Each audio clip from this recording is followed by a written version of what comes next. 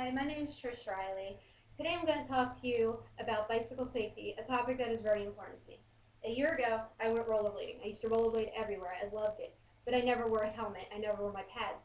And a year ago on Mother's Day, I had an accident. I caught some rocks in my wheels, little tiny pebbles, and went flying, literally flying. And when I landed, I gave myself road rash. I broke my tooth. I split open my chin. I fractured my right arm, and I gave myself a minor concussion. It wasn't fun. I went to the doctors the next day, not thinking anything major had happened, just maybe I sprained my arm. And he said I had a concussion. He could tell by the way I was acting. And when he asked if I was wearing a helmet, I told him no. And his reaction was, "What, are you stupid?" And yes, I was. Looking back at it now, yes, I was. I was very stupid to not have a helmet on, knowing full well that it could have saved my life. So today I'm going to cover different aspects of bike safety with you. We're going to start before the ride. We're going to go with your helmet. We're going to do a 7-point checklist, which started out as a 6-point checklist from bsafe.com, but I added a point. And I'm going to show you a few extras if we have time. Okay, so before you ride, that's where we're starting. Everybody has to start before. Before you ride, you want to make sure that you've eaten enough, you've taken in enough carbs. You don't want to get out there and go weak. You don't want to go out there and have your blood sugar drop. Okay, you want to go out there, you want to have fun. So make sure you eat enough. Make sure you tell somebody where you're going.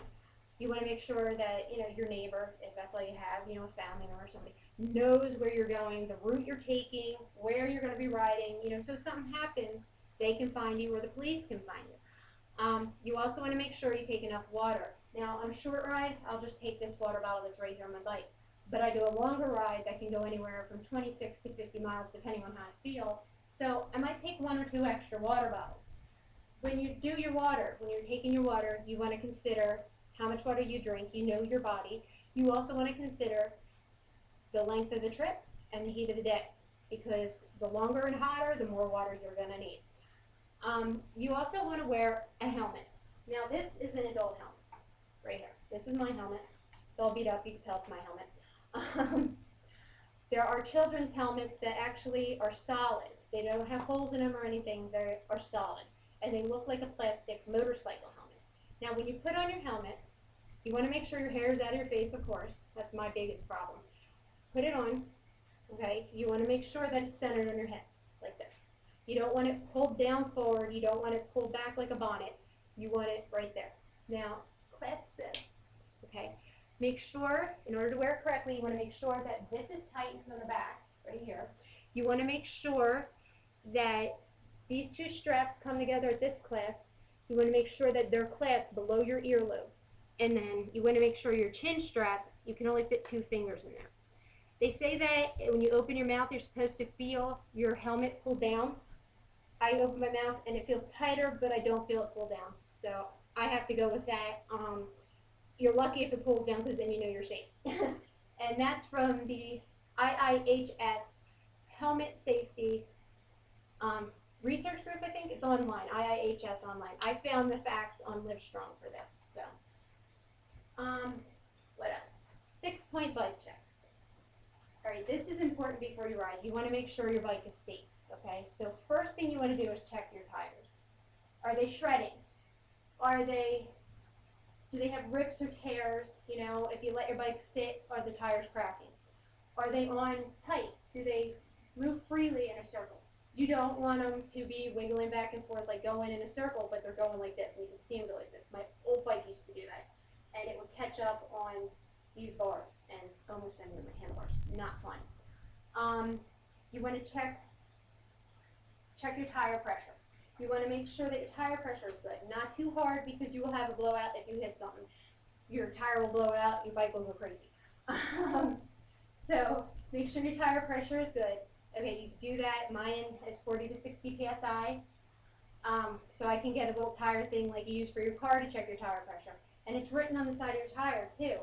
Whereas some older bikes don't have it written there, so you just do the old-fashioned squeeze test. You want to squeeze on the sides. You don't want to push down on it on the sides. My dad taught me how to do that one when I was a kid. The next thing you want to do is check your lights. You want to check your reflectors and make sure that they're on tight and that they're at the right angle. You want to check your headlight and your tail lamps if you have them. In New Jersey, it is required state law. It is required by state law that if you're riding at night, you have to have them. Anytime like between dusk and dawn, you have to have a headlamp and a rear lamp. Not just so you can see where you're going, but so the drivers can see you coming on. And the same thing with the tail lamp. It'll catch their attention. They're like, what is that in front of me? Next, you want to check your brakes. You want to make sure that they respond right away when you squeeze the handle. You don't want to have them just slow your bike down. You don't want to have to use your feet. If something jumps out in front of you, a car backs out in front of you, you want to be able to jam on the brakes and stop your bike. If they don't stop right away, you probably need some adjustment. Sometimes it's minor where you're just tightening them. Other times you might need new pads. The next thing is make sure that your seat and your handlebars are at the right height for you and your style of riding. You don't want to pull any muscles or anything while you're out there having fun. Another thing is you want to make sure you're comfortable with it. You want to make sure you're comfortable with the height of the seat and the handlebars to make sure that you have control of the bike and you feel comfortable and confident while riding. The last thing you want to check is quick release. I have a quick release seat and a quick release front wheel. Most modern bikes have these today because it's easier to take your wheel off, pop it up in your car, and go wherever you're going. There's a little handle right here, I call it a switch, it's a lever. You want to make sure that this is tight and it's in the correct position. You don't want your wheel coming off during your ride. Okay?